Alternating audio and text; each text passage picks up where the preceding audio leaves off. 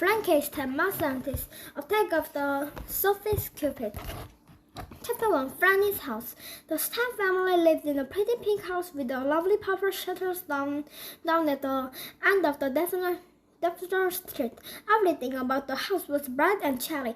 Everything, that is, except the bedroom behind the tiny, round upstairs window. It was Franny's bedroom, and she loved it more than any place else in the whole world, because this was where she came up with some of the most exciting new ideas and massive. But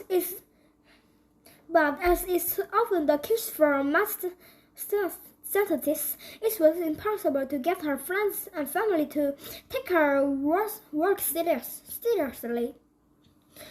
Like when Franny presented her really perfect personal card to her father. "Hey Dad, have a look at this. I gently imagined a little card for the problem that today's baby and gold demons, see?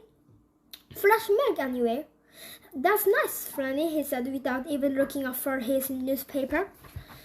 Or when Franny tried to show off her just devout burger to her little brother, Freddie. "One breath from this device can make things hundreds of times bigger," Franny declared Frederick. "Can you use it in reserve and make your mouth smaller?" Franny asked. Franny answers, "It doesn't have a receipt setting. It only makes things bigger." But that's not a bad idea. Before she could finish, he left on his skateboard and one swift push locked it out of the sight. Or when Franny called Percy, one of her new friends from school, to announce her new manifesto. You put the picture on something in front of it, flip the switch, and just it crunched a real demonstrable reproduction of it. "Did you ever put ketchup on the conchies?" Percy asked wistfully. Franny blinked. "Ketchup on conchies? Did you hear a single word I said, Percy?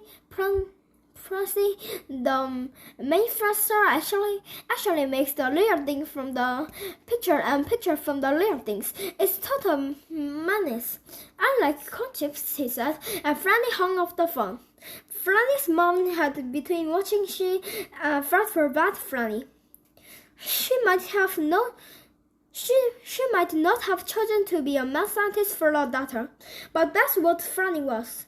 And since that's what Franny was, her mom has spent a lot of time trying to learn about mad scientists. One of the things she learned was this.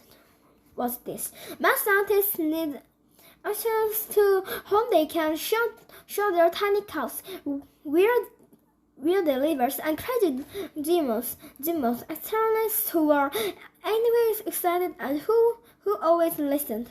Chapter 2. Flags and thank you. One afternoon, Franny's mom casually poked her head to Franny's room. When poking one's head into a mad scientist's lab, it's always best to do personally. "Franny, honey, I have somebody I want to meet." "I'm kind of busy here, Mom. I'm working on a machine that will make dirty socks smell worse. Why would you want that?" Franny's mom asked. Franny's paused, then said, I guess you won't, Mom. But that's how mad scientists work. "Okay, but you might like to meet our new lab antithesis." "A lab antithesis," Franny said, totally forgetting about the sex experiment. More than anything, she had to always wanted her very own lab antithesis. "Well," her mom said, "it's not a poor lab.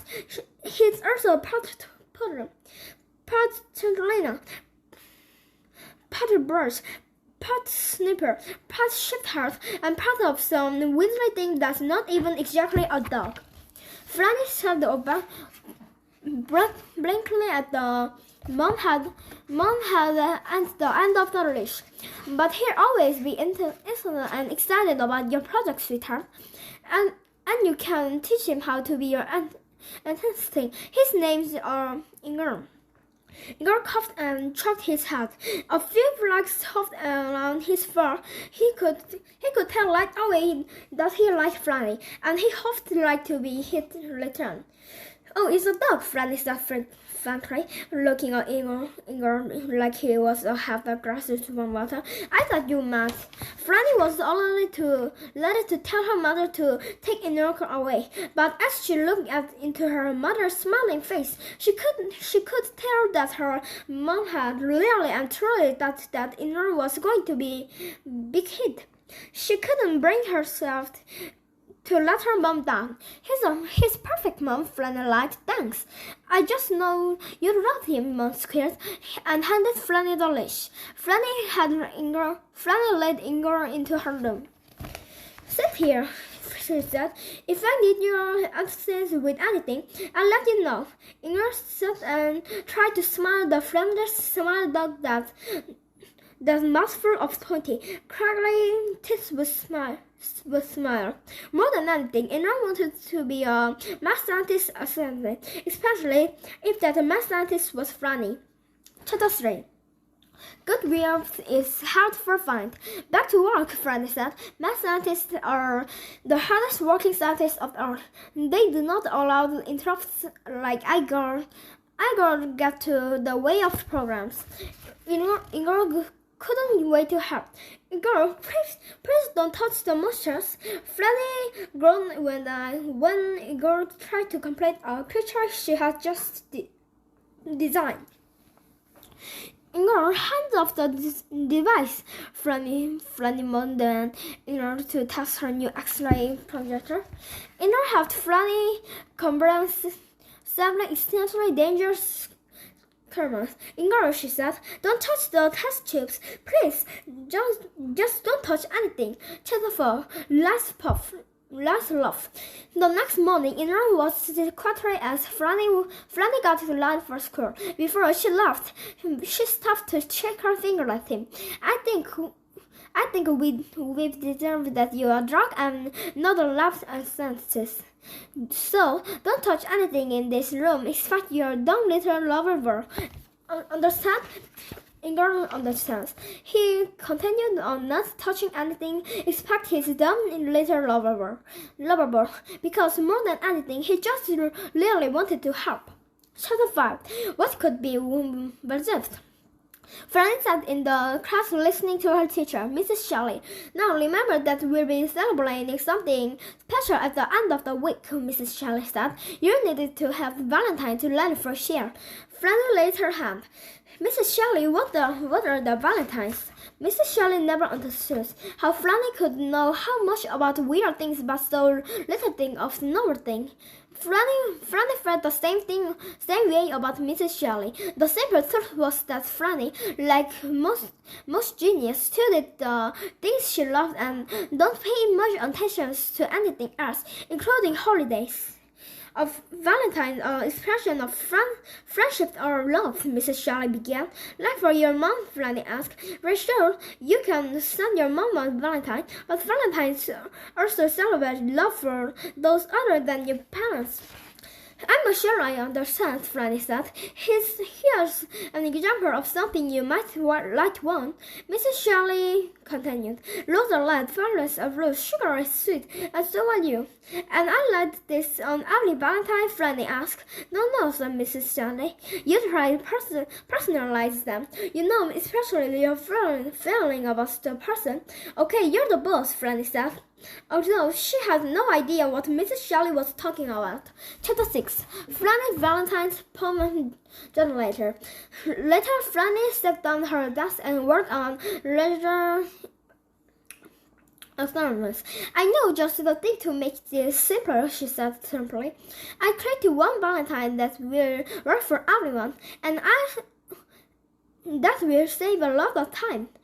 Igor was quietly, although he really wanted to help. The next day, Franny showed her invitation to Mrs. Shelley. "It's called the Valentine Poem Generator. You put the same thing on every Valentine, and the response just choose 1 second from each command.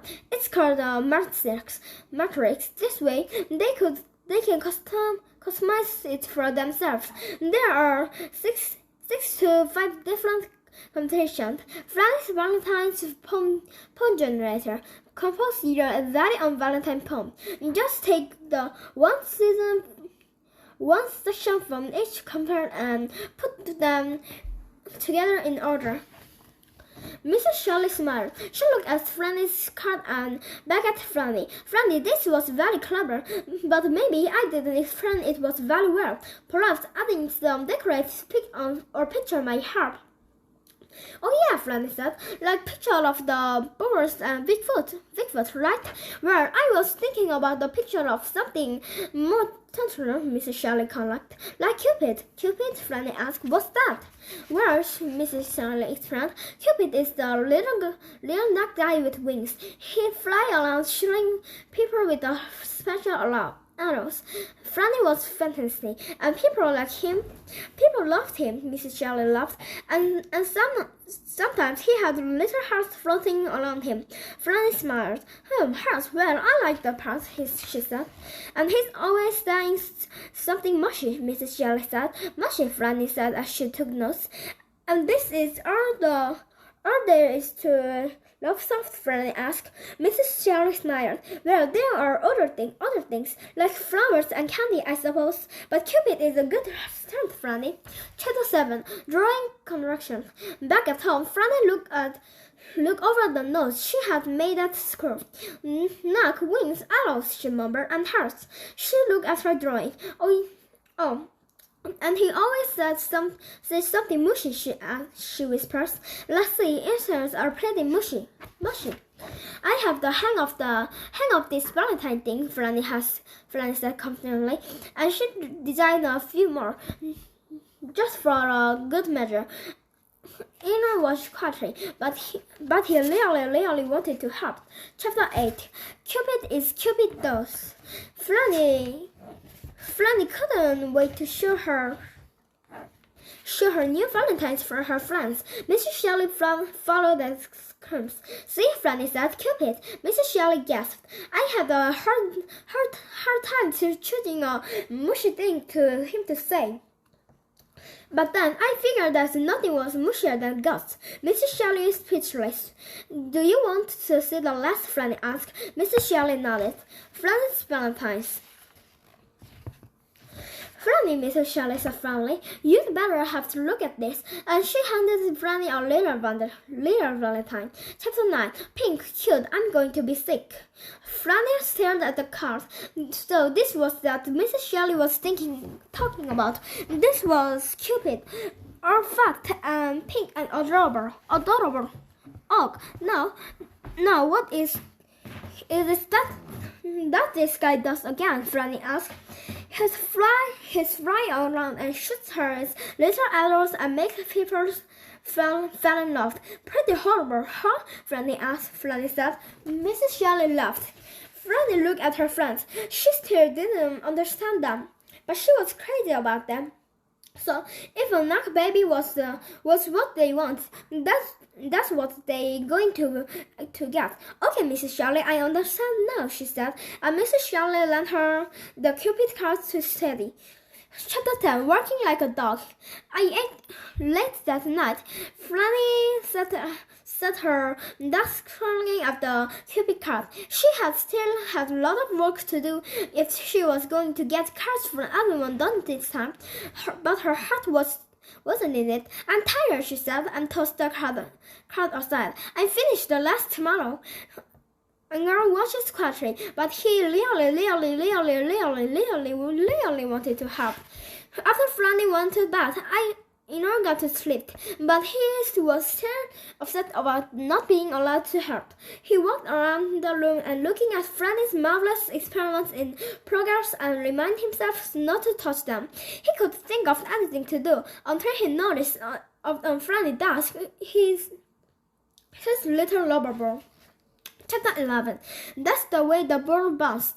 Einar he was allowed to touch the ball, so he carefully carefully climbed the chair and reached for it. He took special care not to touch anything Franny's stink. Suddenly, the wheels on the chair shifted, and Ennard knocked the ball at the table edge. The ball bounced twice, and then hit the switch on Franny's McFetter.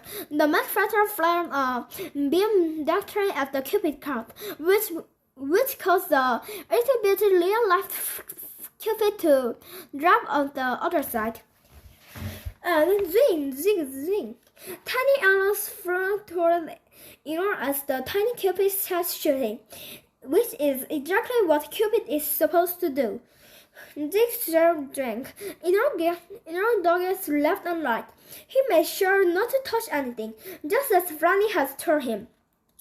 In one of those jars he could trap Cupid in a butterfly net he couldn't cut him with, because Franny had told him not to touch anything, and Ennard was determined to just as Franny had encouraged. Suddenly, Ennard heard a click and a jolt, followed by a long crashing crack. One of Cupid's arrows had bounced off the bottom and one of Franny's demons, and that demon was bigger. Chapter the end.